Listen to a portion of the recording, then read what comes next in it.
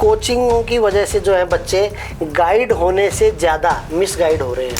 बहुत सारे टीचर हैं, नाम नहीं लेना चाहिए, जो रील्स में छाए रहते हैं, लेकिन जब आप उनकी रील्स देख करके और सही में वहाँ पहुँचते हैं उन संस्थाओं में, तो आपको जो चीज़ें देखने को मिलती है बिल्कुल अपोजिट मिलती है। 2-2 साल हो जाते हैं, कोर्स नहीं करवा पाते वो लोग।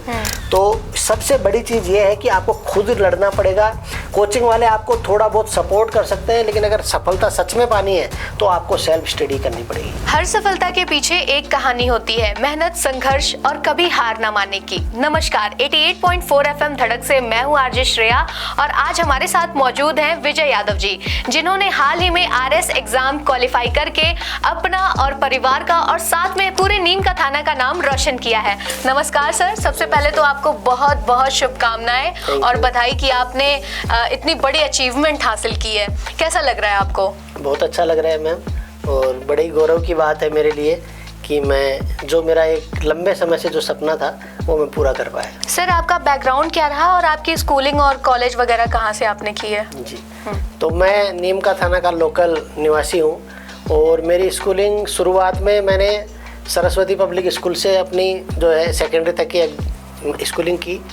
और उसके बाद चूँकि उस समय जब मैंने 2000 और 2002 में अपनी 10वीं और 12वीं की, तो उस समय प्राइवेट स्कूल्स का कोई चलन था नहीं, तो इसलिए मैंने सरकारी स्कूल जो हमारी Gajanand Modi government senior secondary school है, वहीं से मैंने 11वीं और 12वीं की परीक्षा पास की। और 2005 में मेरा वायुसेना में चयन हो गया। और उसके बाद से मैं निरंतर 2025 तक अपनी जॉब करके आया हूँ।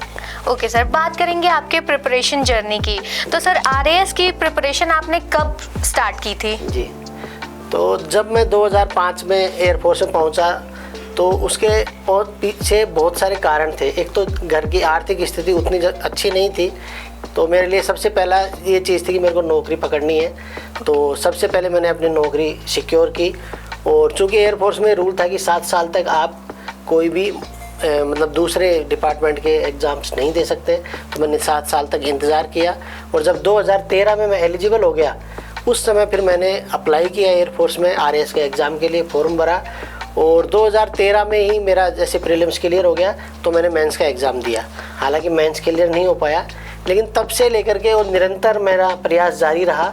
और अल्टीमेटली 2024 का जब रिज़ल्ट आया, तो मुझे जा कर के और सफलता मिली। निश्चित रूप से जो मेरा संघर्ष है वो बहुत लंबा रहा। और सर, पेशेंस लेवल इसमें दिखाई दे रहा है, और आपने इतना मतलब जो ये टाइम गैप है ना वो बहुत ज़्यादा है सर। 7 साल बहुत होता है सर। जी, एक्चुअली इवन 7 साल भी नहीं, अगर आज के डेट पकड़े तो लगभग मुझे 12 से 13 साल हो गए पढ़ाई करते हुए। और मेरे बच्चे तो कहते भी है कि पापा आपकी पढ़ाई कब पूरी होगी। मेरी बेटी जैसे अभी 12th क्लास उसने पास कर लिया, तो उन्होंने मुझे यही देखा है कि जब मैं ड्यूटी से आया उसके बाद 15-20 मिनट आधा घंटा आराम करने के बाद फिर मैं अपनी पढ़ाई में लग जाता था। क्योंकि एयरफोर्स में रहते हुए और इतनी बड़ी एग्ज़ाम है, और सबसे बड़ी बात है कि मेरा कंपटीशन उन बच्चों के साथ में है जो यंग एज है, जो जेन जी के बच्चे हैं, उनसे कंपटीशन करना वैसे भी आसान नहीं है। तो इसलिए मुझे बहुत मतलब डेडिकेशन लगाना पड़ता है। दूसरा मैं एक चीज़ और ऐड करूँगा कि आजकल के मैंने बच्चों को देखा है कि 80-90% अंक ला करके भी और वो संतुष्ट दिखाई नहीं देते। तो उन लोगों को मैं बताना चाहूँगा कि मेरे 10वीं क्लास में मात्र 72% अंक है, और मेरी 12वीं क्लास में 61.85 मार्क्स हैं। तो ये मार्क्स वगैरह कोई मायने नहीं रखते, मायने रखता है आपका डेडिकेशन, आपकी कड़ी मेहनत और किस तरह से आप निरंतर प्रयास करते हैं। ओके सर, आपकी डेली स्टडी रूटीन कैसी थी और आपकी सक्सेस का जो मेन मंत्र वो क्या है? जी, तो जैसे मैंने एयरफोर्स में 4 पोस्टिंग काटी, जिसमें से 3 पोस्टिंग मेरी फाइटर स्क्वाड्रंस में रही। तो जहाँ पे जो है सुबह 4 बजे कभी 3 बजे भी ड्यूटी पे जाना होता था, और रात को कभी 2-2:30 बजे भी वापस आना होता था। लेकिन वो ये कि मैनेज करना हमें खुद था। तो मैं कोशिश करता था कि जो भी मेरा ड्यूटी के बाद का समय है, निश्चित रूप से बच्चों को मैंने बहुत ज़्यादा घुमाने के लिए बाहर नहीं ले जा पाया, ना वाइफ को घुमाने के लिए कहीं अलग अलग जगह ले जा पाया, क्योंकि मेरा टारगेट जो था वो बिल्कुल क्लियर था कि मुझे ये एग्ज़ाम कैसे भी क्लियर करना है। दूसरा ये था कि उस समय जैसे 2013 और 16 इवन 18 तक जो है ऑनलाइन रिसोर्सेज बहुत कम थे, लगभग ना के बराबर थे। तो उसमें खुद ही पढ़ाई करनी, खुद ही नोट्स बनाने अपने, तो एक मतलब टाइम टेकिंग काम होता था ये, इसलिए शायद मुझे लगता है कि ये जो जर्नी है वो काफ़ी लंबी भी होगी। सर अभी आपने बोला टाइम टेकिंग, तो मेरा सवाल आपसे ये है कि कभी आपको ऐसा फील हुआ कि यार अब गिव अप कर देना चाहिए, या तो उस समय जब आपको ऐसा फील हुआ तो आपने खुद को उस टाइम कैसे मोटिवेट किया? एक्चुअली हमेशा जब रिजल्ट नेगेटिव आता है तो कुछ दिन ऐसा लगता है कि सब कुछ छोड़ देना चाहिए, क्योंकि आउटपुट कुछ भी नहीं आ रहा था। हाँ। एक बार हुआ, 2 बार हुआ, इवन 5वीं बार भी हुआ, तो कभी कभी लगता था कि अब छोड़ देना चाहिए। लेकिन मैं धन्यवाद दूंगा मैं अपने परिवार का, अपनी वाइफ का, अपने बच्चों का, जिन्होंने मुझे बोला कि कोई बात नहीं, एक बार आप और प्रयास करो, इस बार ज़रूर आपका हो जाएगा। तो ये जो मोटिवेशन जो फैमिली से मिलता है वो बहुत महत्वपूर्ण होता है। और मैं तो ये कहूँगा कि अगर आपके भी बच्चे तैयारी कर रहे हैं, अगर उनका नहीं होता है तो आप उनको मतलब उनमें कमी नहीं निकालना है, क्योंकि देखो कहीं ना कहीं व्यक्ति मेहनत करता है। 4-5 लाख लोग एग्ज़ाम देते हैं RAS की, लेकिन पास होंगे 1000 ही जो होंगे। तो बाकी ऐसा नहीं है कि और बाकी लोगों ने मेहनत नहीं की है, लेकिन एक्चुअली हमारी दुनिया का उसूल वही है कि जो सफल हो गया उसको हम हीरो बना देते हैं, और जो असफल हो जाता है उसको बिल्कुल ही जीरो मान लेते हैं, जबकि कुछ मार्क्स का अंतर होता है एक सफल और असफल व्यक्ति में। सर मैं आपसे ये भी जानना चाहूंगी कि जब आपने स्टार्ट किया था और अभी तक में उस स्टडी पैटर्न वही सेम है या फिर कुछ चेंजेस भी आए हैं इसमें? जी, ये आपने बहुत अच्छा सवाल पूछा है मैडम, और इसका एक कारण ये भी है कि इतना लंबा समय क्यों लग गया, किसी भी सफलता में इतना लंबा समय क्यों लग गया। तो मैं बताना चाहूँगा कि 2013 में RAS का पैटर्न चेंज हुआ, 2012 तक अलग पैटर्न था। 2013 में पैटर्न चेंज हुआ और सब्जेक्ट्स हटा दिए गए। जैसे ऑप्शनल सब्जेक्ट होते हैं UPSC में, वैसे राजस्थान में हुआ करते थे, लेकिन उनको हटा दिया गया।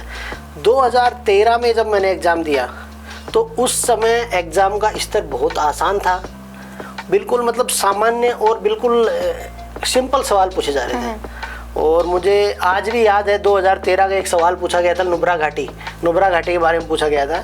तो आजकल जो बच्चा तैयारी कर रहा है वो सोचेगा कि यार ये क्या सवाल है। और उस ज़माने में नुब्रा घाटी के बारे में मैं कह सकता हूँ 80 से 90% जिन बच्चों ने मेंस लिखा उनका वो नुब्रा घाटी वाला सवाल सही नहीं था। तो उस समय इतनी बेसिक चीज़ थी।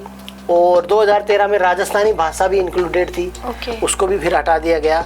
16 और 18 तक भी इवन जो है जो प्रश्नों का स्तर था वो सामान्य था। लेकिन 2018 और 21 के बाद में काफ़ी परिवर्तन हुआ और हम लोग चले गए UPSC पैटर्न पे। और अगर मैं पिछले खास करके 2 RAS की बात करूं, RAS 2023 और RAS 2024, तो उसने एकदम पैटर्न को चेंज कर दिया, क्वेश्चंस का लेवल काफ़ी हाई कर दिया और मार्किंग भी बहुत हार्ड हो गई है। अब आप देखो 800 नंबर का पेपर होता है और पहले जनरली कट ऑफ जाती थी 350-340 के लगभग। जैसे 2013 में 350 कट ऑफ थी, उसके बाद में आपके 2018 में भी लगभग 342 थी, मतलब 350 के आसपास रहती थी।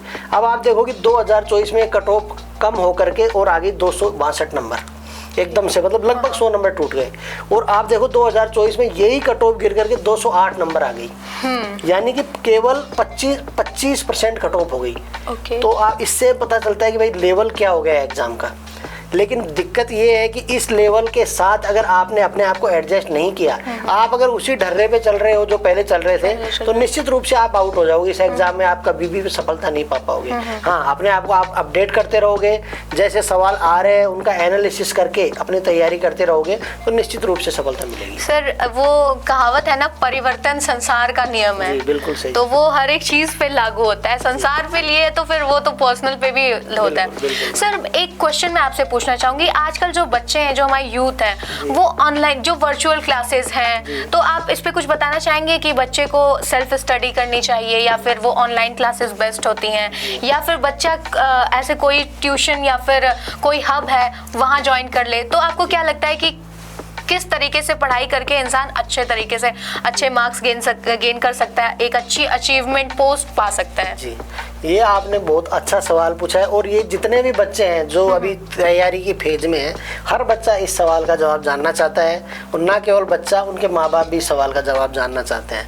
तो मैं आपको बताऊंगा, हो सकता है मेरी बात कोचिंग वालों को बुरी लग जाए, तो उसके लिए मैं पहले माफ़ी चाहता हूँ इन लोगों से। लेकिन ये है कि कोचिंगों की वजह से जो है बच्चे गाइड होने से ज़्यादा मिस गाइड हो रहे हैं।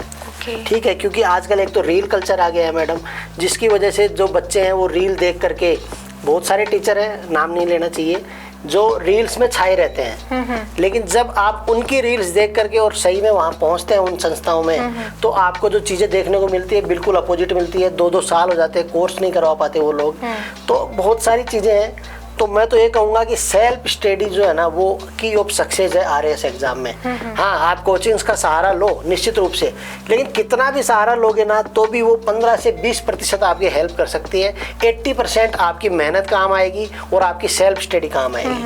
मैं बताना चाहूँगा, मैं अपना तरीका बताता हूँ। मैंने क्या किया था, मैंने सिलेबस का प्रिंट निकाला और एक प्रिंट सामने रखा, उसके बाद हाथ से अपना सिलेबस बनाया, जिसमें सिलेबस के एक एक पॉइंट को तोड़ करके, जैसे मान लो राजस्थान का इतिहास, कला, संस्कृति है, उसके अंदर राजस्थान के मेले मैंने अलग तो अपना नोट्स बनाए, राजस्थान के मंदिरों के मैंने अलग नोट्स बनाए। तो इस तरह से पूरे सिलेबस को मैंने टुकड़ों में तोड़ लिया और एक एक पॉइंट के मैंने अपने खुद के नोट्स बनाए, और बाद में धीरे धीरे जैसे जैसे कुछ अपग्रेडेशन आया, उन्हीं नोट्स के अंदर मैं ऐड करता गया, पेज साथ में ऐड करता गया।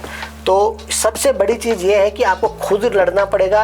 कोचिंग वाले आपको थोड़ा बहुत सपोर्ट कर सकते हैं, लेकिन अगर सफलता सच में पानी है तो आपको सेल्फ स्टडी करनी पड़ेगी। सर, मैं आपसे एक क्वेश्चन पूछना चाहूँगी, और वो ये है कि लाइक जैसे फैमिली का ये होता है कि हमारा बच्चा एक अच्छी जॉब करे, एक अच्छे प्रोफेशन में हो। तो आप ऑलरेडी एयरफोर्स में थे, फिर आपकी फैमिली ने ऐसा कुछ नहीं बोला कि क्यों तुम ये RAS की तैयारी कर रहे हो, फिर यहाँ पे भी टाइम वेस्ट कर, तुम तो ऑलरेडी एक अच्छे प्रोफेशन में हो, अच्छी जॉब कर रहे हो, तो ऐसा कुछ बताइए। एक्चुअली ऐसा होता है। हाँ। और तैयारी एक्चुअली मेरे खास करके जो आसपास गांव के लोग हैं ना, वो तो हमेशा बोलते हैं मुझे, यार एयरफोर्स की इतनी बढ़िया नौकरी है, तू वो छोड़ करके कहाँ यहाँ पे फंसना चाह रहा है। लेकिन सही बात है, और इसमें कोई डाउट भी नहीं है कि मेरे जीवन के जो बेहतरीन 20 साल थे, जो मेरे गोल्डन पीरियड था, वो मेरा एयरफोर्स में निकला। और आज अगर मैं आपके साथ यहाँ बैठा हूँ तो उसका कारण कहीं ना कहीं एयरफोर्स है। एयरफोर्स ने जो डिसिप्लिन मुझे सिखाया, जो डेडिकेशन सिखाया कि काम में किस तरह से आपको उतर के काम करना होता है, तो निश्चित रूप से कह सकते हैं फैमिली को कभी कभी जब असफलता मिलती थी तब उनको लगता था कि ठीक है, जॉब आपकी सही तो है, क्यों। लेकिन एक वो सपना जो होता है, क्योंकि RAS की एग्ज़ाम एक इतनी बड़ी एग्ज़ाम है जो ना केवल आप बल्कि आपके पूरे परिवार, आपके गाँव और मतलब आपका मतलब हर चीज़ का नाम रोशन करती है। तो कहीं ना कहीं ये मन में तमन्ना थी मेरी बहुत लंबे समय से कि भाई कैसे भी करके अपने मेरे माता पिता का, मेरे दादी दादा का, मेरे मतलब परिवार का और गांव का नाम रोशन करना है।